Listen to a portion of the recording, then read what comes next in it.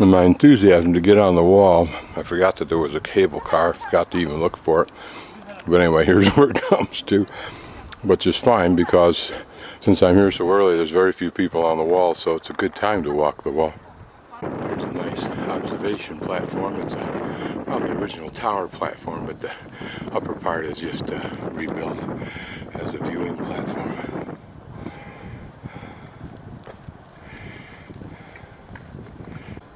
Here, a close look at the detail for these portals.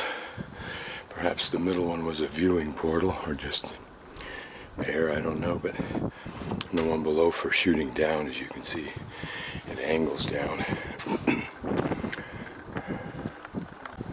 But imagine the strength of the soldiers who could be forced into climbing up this hill to attack a wall. Here we have so far the three kinds of detail for these small portals. Again, the building on top of this tower platform doesn't look like it would be an authentic tower structure. Far too quaint for that. If it had a second story, it would probably have been for sleeping, while the lower part was for manning the tower and defense.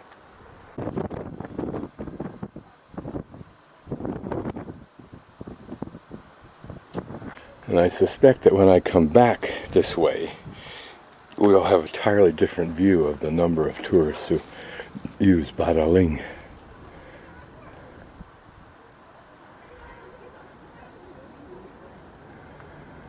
For me, it's just the fun of climbing it, and it's another day's climb. It's like climbing the hills on the other side of the highway from Rafter J. A pretty little building nonetheless.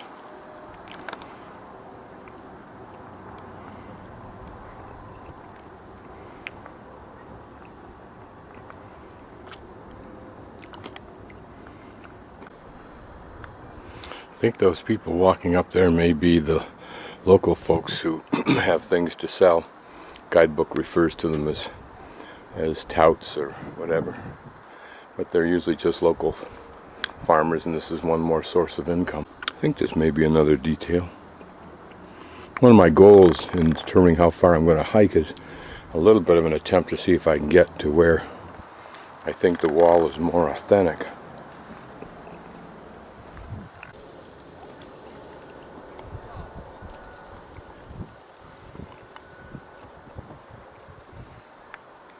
And just to point something out, notice there's that other ridge of rock downstream, downhill if you will, from the drainage, just to make sure that even if there's a real overflow of water, it tends to stay in and drain out through that hole.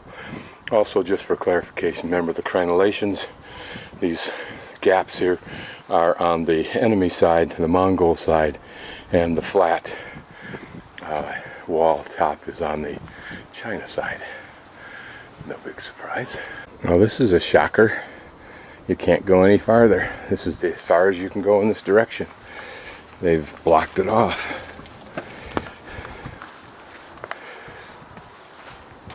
That's a bummer.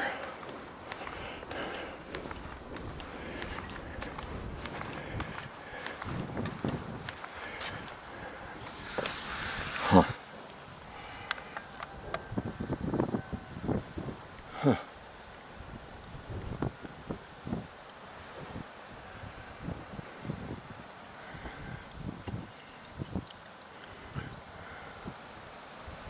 Not only that, it's all barbed wire down through there, although the local people get up here, presumably they get onto the wall to do more work or something.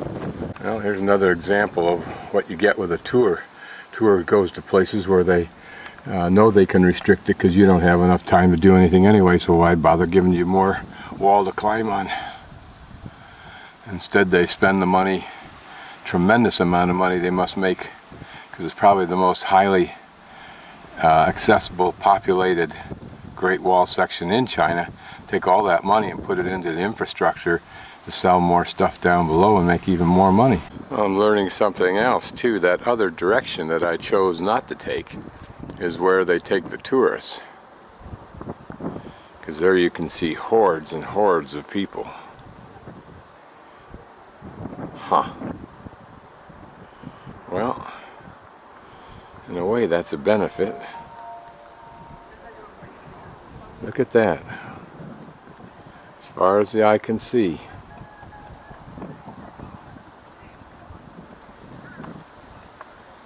As far as this camera can see. One benefit is the solitude of this side. Well, I'll go over to the other side and at least get a good day's hiking in.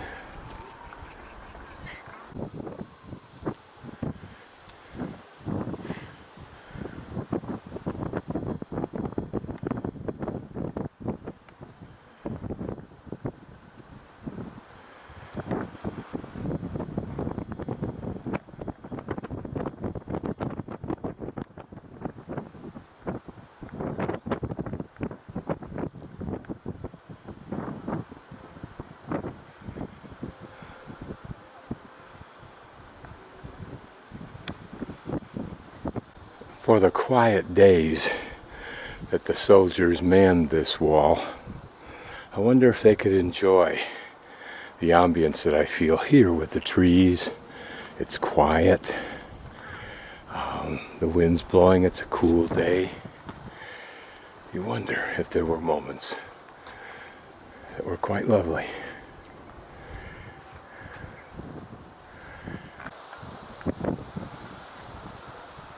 And I wonder what that little building is up at the top of that rise.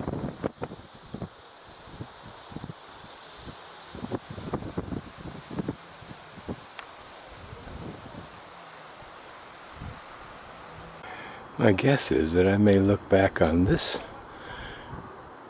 part of the Great Wall walks as one of the most enjoyable because of the solitude.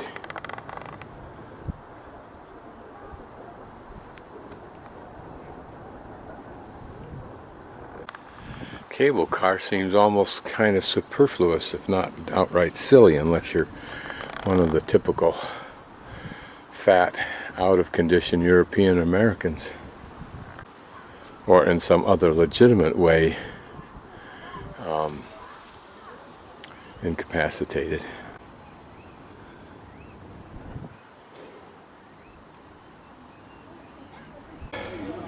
You know, this is the Walt Disney section of the Great Wall when they have this nice set of toilets on the Great Wall.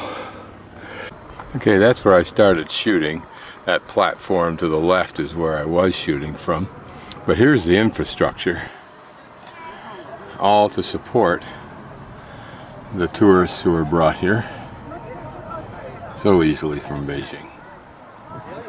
Looking down, you should be able to see that this is almost vertical. In fact, over on the right side it is. In fact, I think vertical right about here. Yeah, it's very vertical in there. Slightly less vertical over on this side. Went into this shop here. It's kind of like a 7-Eleven shop to get some potato chips. This is a snack before I get to the other Great Wall. And it's just right down the street from this Badaling Great Wall hotel where the Americans stay. I say that because I went through a herd of them after I was got some directions from the staff that worked there. When I got over there and I brought him to the cashier, he says 15. I go, no way.